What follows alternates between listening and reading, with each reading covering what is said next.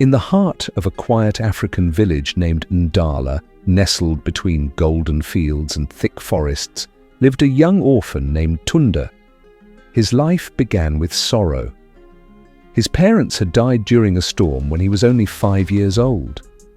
With no siblings or close relatives to take him in, he was left in the care of the village elder, Baba Sifu, a stern man who provided shelter but little affection.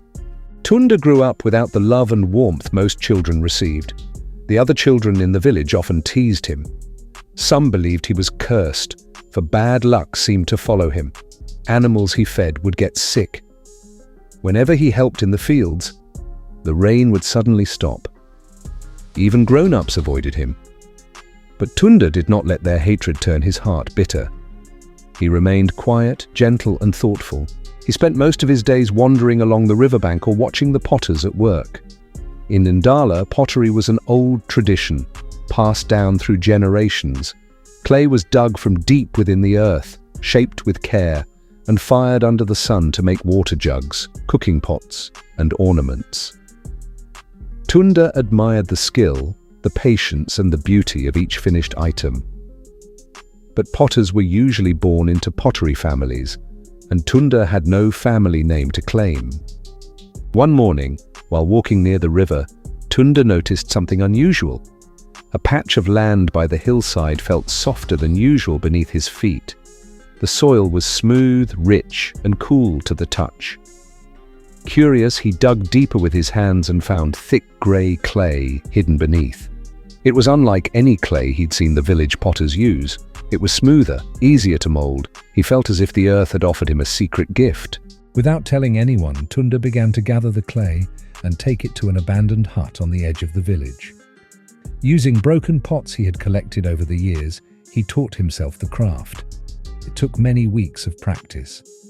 The first pots cracked. The second ones melted under the sun, but Tunde did not give up.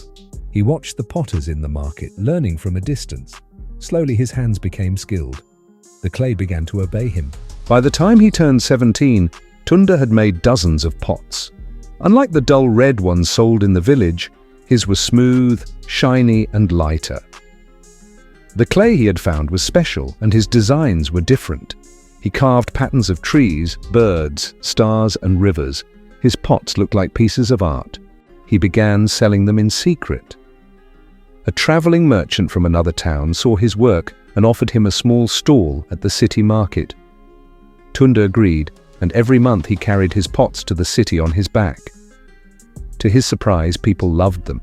They paid good money and asked for more. Soon, the merchant introduced him to others, hotel owners, gift shopkeepers, and even art collectors. They placed large orders, and Tunde realized he needed help. He returned to Ndala and hired a few young men who had once mocked him. At first they hesitated, but when they saw the money he offered and the skill he had gained, they agreed to work with him. Tunde built a small workshop near the hillside where he had found the clay. He taught his workers how to dig, mold, and shape the clay with care. He was patient and kind. He paid them fairly and shared food with them. Slowly, the workshop grew. What started as one hut became 5, then 10. With time, he built a name for himself. Tunde Clay Works. His pots began appearing in faraway cities. Tourists came to visit the village just to see where the famous clay came from. Tunde never forgot the pain of being alone and unloved. So he opened his doors to orphans and poor children, teaching them the trade, giving them shelter and food. Years passed. The same people who once looked down on him now greeted him with respect. Some came asking for jobs, others brought gifts. The village elder, Baba Sifu, now old and weak, asked for help in rebuilding the village school. Tunde agreed, but only if the school would be open to all children, rich or poor. Tunde's business grew into an empire. He partnered with artists, opened branches in nearby towns, and even built a school of pottery where young people could learn and earn.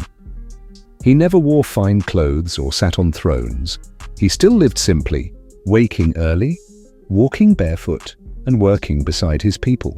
But not all days were easy. Some business people tried to steal his clay. Others copied his designs. A few offered him money to sell his land, hoping to use it for mining. But Tunde stood firm. He remembered how the land had given him a second chance, and he vowed to protect it. He registered the land in the name of a community trust, making sure it would never be sold or abused. In his 40s, Tunde was invited to speak at a major business conference in the city. The hall was filled with suits and ties, people who spoke big words and carried shiny briefcases. But when Tunde stood up, wearing his simple tunic and leather sandals, the hall fell silent. He told them his story, not with pride, but with honesty. He spoke of being an orphan, of being mocked, of the long, lonely nights, and of the first cracked pot he made.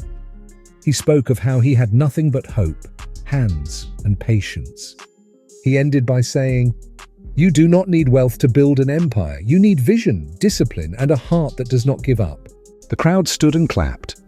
Not because he was rich, but because he had taught them something rare, the power of resilience and humility. Back in Ndala, children still gathered by the river to play. Some of them were orphans, some were not, but all of them knew the name Tunde, not as a king or a boss, but as a man who turned clay into beauty and pain into purpose.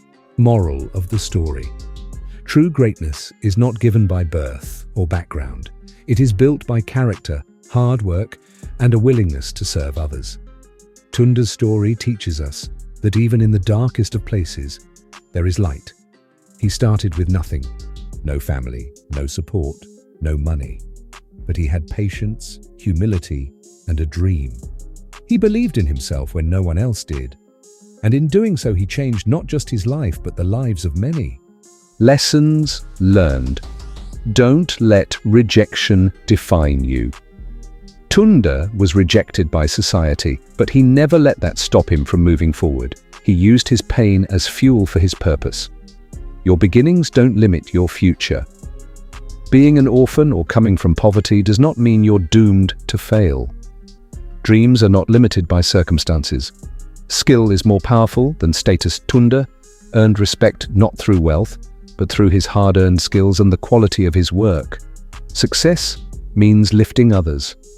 Tunde didn't keep his success to himself. He hired the poor, trained orphans, and built schools. True leadership includes service.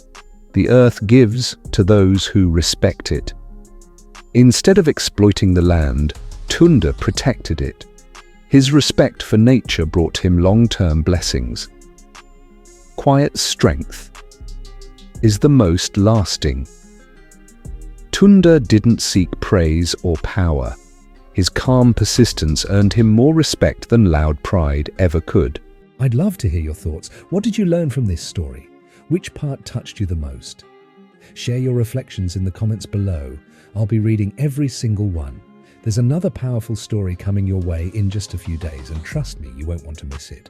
So make sure to subscribe to the channel and turn on the notification bell so you're the first to know when it drops. If you enjoyed this story, don't forget to hit the like button and share it with your friends. Thank you so much for watching, and I'll see you in the next story.